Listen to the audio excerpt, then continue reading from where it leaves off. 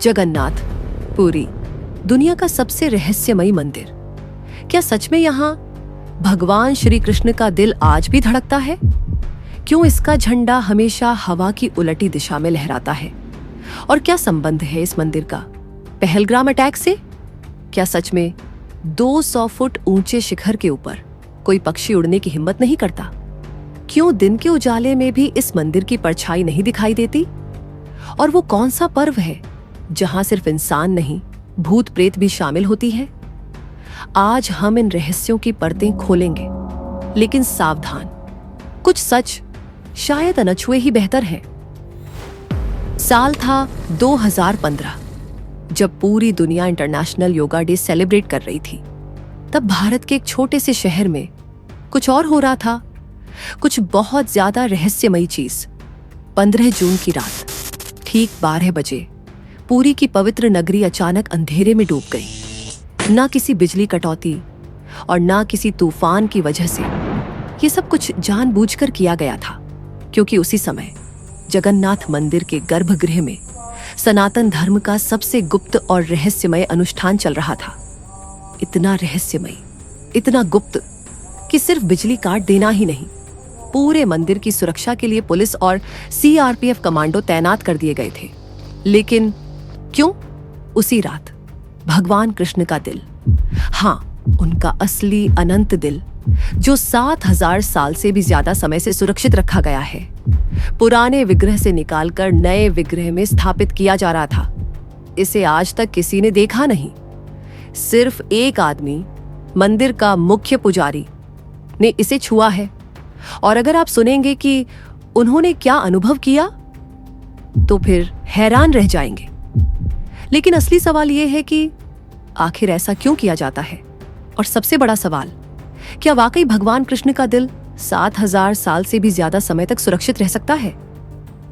अगर आपको प्राचीन रहस्य और छुपे सच सुनना पसंद है, तो अभी सब्सक्राइब कर लीजिए। ये है PV Talk X, Where Lost Legends Speak।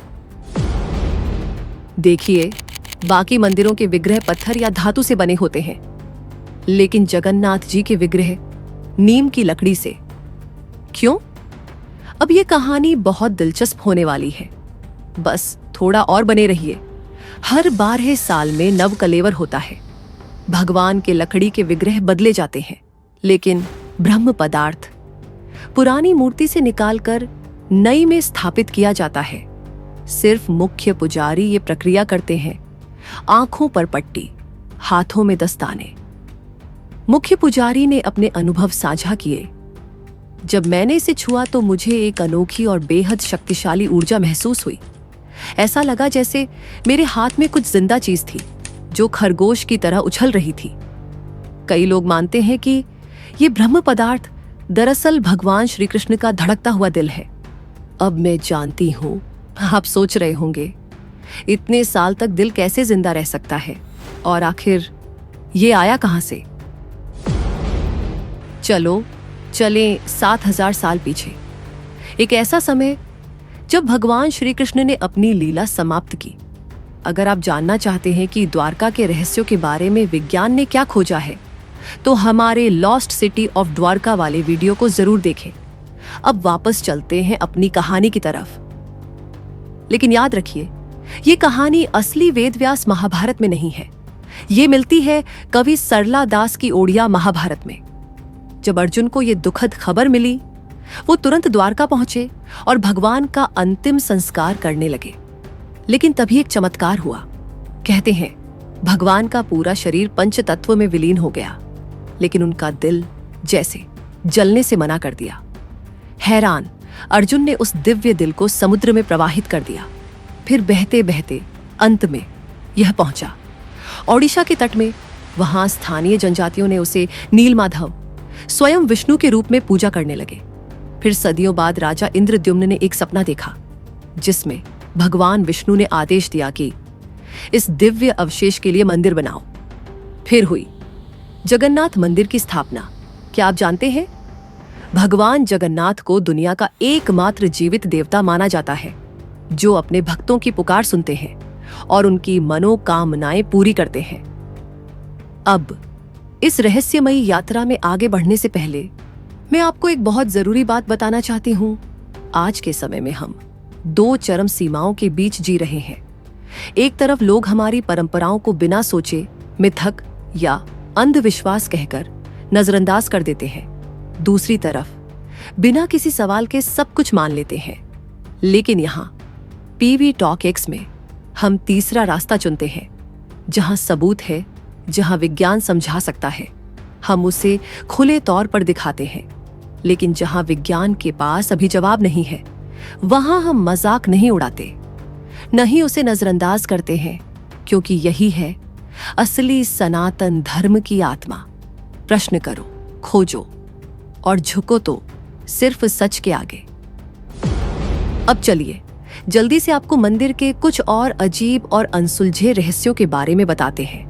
पिछले 800 साल से रोजाना बिना चूके मंदिर का झंडा बदला जाता है। एक पुजारी बिना जूते, बिना सुरक्षा बेल्ट 214 फीट ऊंची मीनार पर चढ़कर झंडा बदलता है।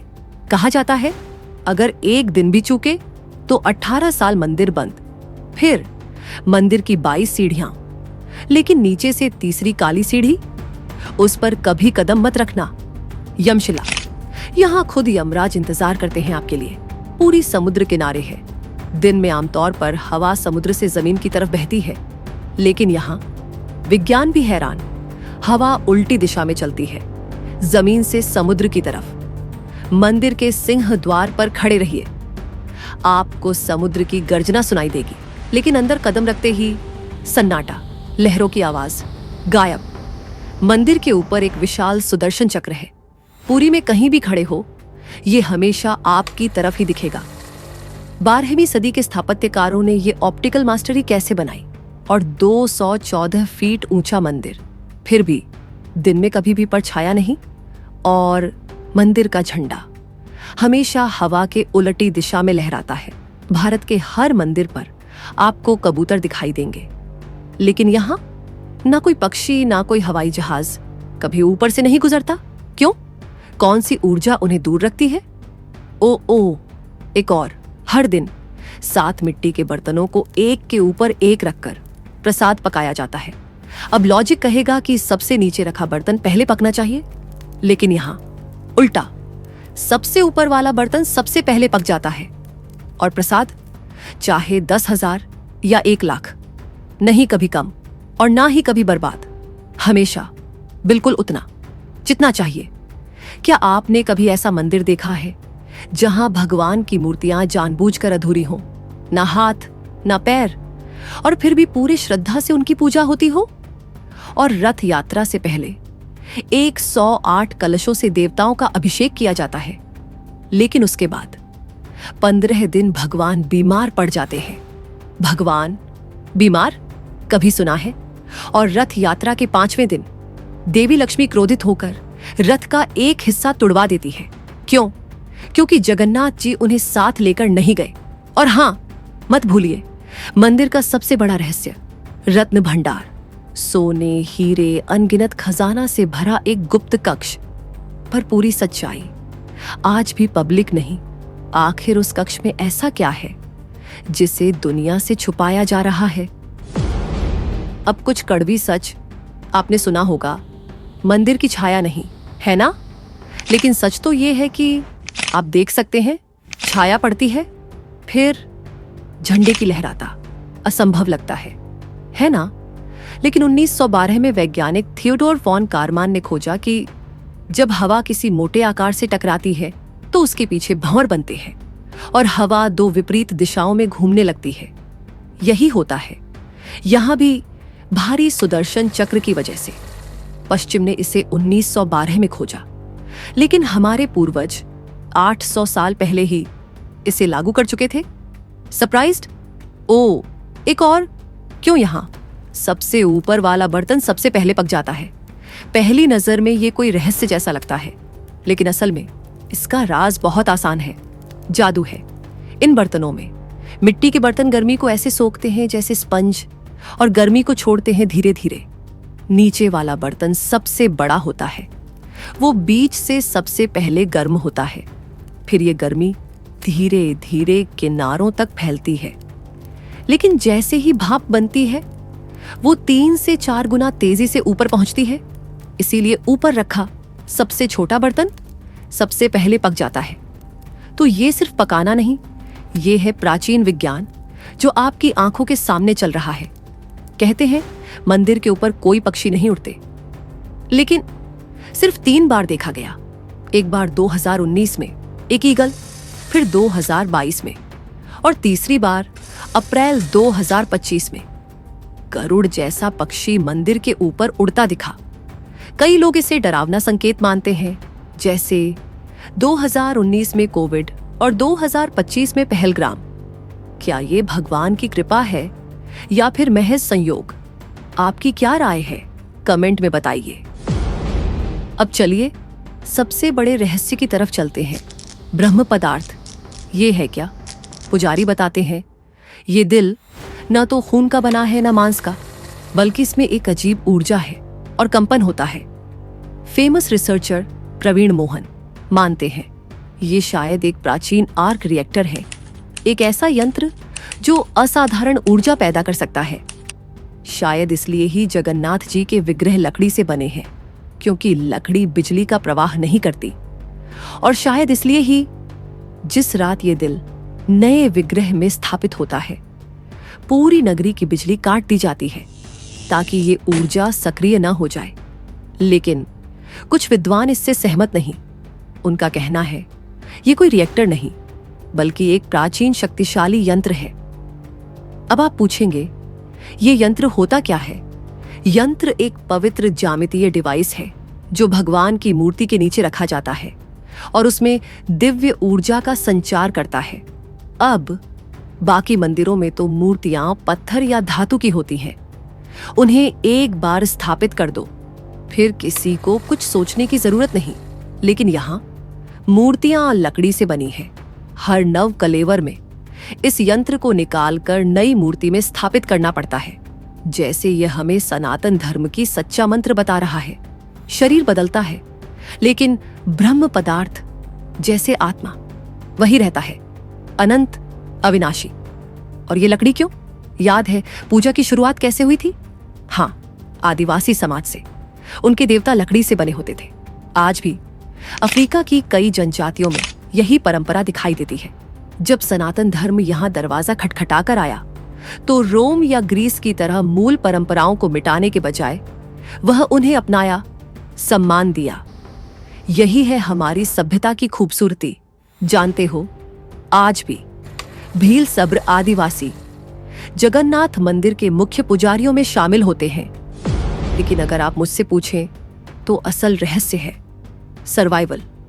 क्या आप जानते हैं इस मंदिर पर 18 बार हमला हुआ है। कभी अफगानी काला पहाड़, तो कभी औरंगजेब। लेकिन हर बार पुजारी अपनी जान जोखिम में डालकर ब्रह्म पदार्थ को छुपाकर ले गए और खतरे आज भी खत्म नहीं हुए। अगस्त 2025 में मंदिर की दीवारों पर आतंक का संदेश लिखा मिला। अंदर एक जासूसी कैमरा भी पकड़ा गया। यही वजह है कि मंदिर के नियम बहुत स्ट्रिक्ट हैं। चाहे कोई कितना भी बड़ा हो, गैर हिंदुओं का प्रवेश मना है। इंदिरा गांधी, रविंद्रनाथ टैगोर, अंबेडकर, सबको रोका गया। 2006 में स्विट्जरलैंड के एक वकील ने 1.7 करोड़ से ज्यादा दान दिया, लेकिन फिर भी वो अंदर नहीं जा सकी। बाहर से ही दर्शन करना पड़ा। दुख होता है, पर समझ आता है। लेकिन जरा सोचिए, क्यों जगन्नाथ हमेशा निशाना बनते हैं? हर साल एक बार देवता बाहर आते हैं। रथ यात्रा, जहां भगवान खुद अपने भक्तों से मिलने आते हैं। ओडिशा के राजा खुद झाड़ू लेकर रथ की सफाई करते हैं, क्योंकि भगवान के सामने सभी बराबर हैं। लेकिन सबसे रहस्यमयी पल, आखिरी दिन, अधरा पाना। विशाल मटकों में एक मीठा पेय भरकर अर्पित किया जाता है। लेकिन किसके लिए? ये उन भूत प्रेतों के लिए होता है जो पूरे रथ यात्रा के दौरान रथ के पीछे पीछे चलते हैं, मुक्ति की आशा में। सोचिए, एक ऐसा त्योहार जहां लाखों लोग जुटते हैं, हिंदू, बौद्ध, ईसाई, विदेशी पर्यटक और भूत प्रेत भी। यही है वसुधैव कुटुंबकम, पूरी दुनिया एक परिवार। जगन्नाथ, जहां भोजन कभी कम नहीं होता, समुद्र जहां चुप हो जाता है, और एक रहस्य जो 7000 साल से धड़क रहा है। ये सिर्फ मंदिर नहीं, इतना उन्नत विज्ञान जिसे हम आज भी पूरी तरह समझ नहीं पाए। एक ऐसी सभ्यता जो कभी नहीं मिटती। लेकिन अगर आपको लगता है कि रहस्य सिर्फ इतना ही है, तो फिर सोचिए, क्यों यहां ऐसा क्या हुआ कि एक भक्त ने जगन्नाथ के दर्शन करते ही अपनी अंतिम सांस ले ली? आखिर भविष्य मालिका में क्या लिखा है?